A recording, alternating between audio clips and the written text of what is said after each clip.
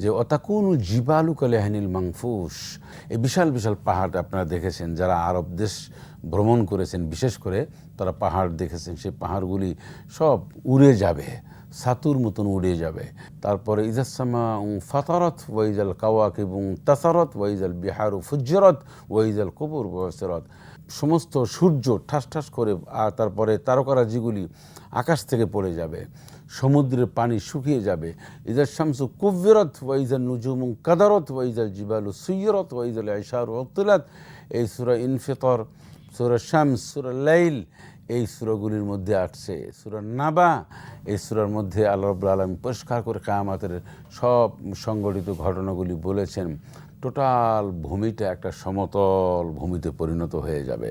মাঠের অলরাউন্ডার আমি, আর ঘরের allrounder Tilex. Tilex toilet cleaner, clean মানেই টাইলক্স। মানুষ সব সেদিনকার একত্রিত হবে।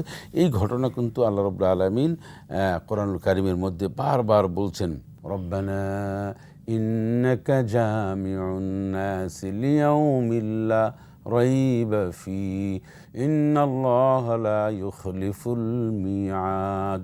আল্লাহ তাআলা সমস্ত মানুষ একত্রিত করবেন কিয়ামতের ময়দানে, কিন্তু এই ব্যাপারটি কোনো সন্দেহ নেই, সংশয় নেই, আল্লাহ রাব্বুল আলামিন নো ডাউট সব মানুষ একত্রিত করবেন। আর আপনার ওয়াদা আপনি কখনোই ভঙ্গ করেন না, প্রতিশ্রুতি আপনি কখনোই ব্যত্যয় ঘটান না। এই কথা, এই দোয়া কিন্তু আমরা করি।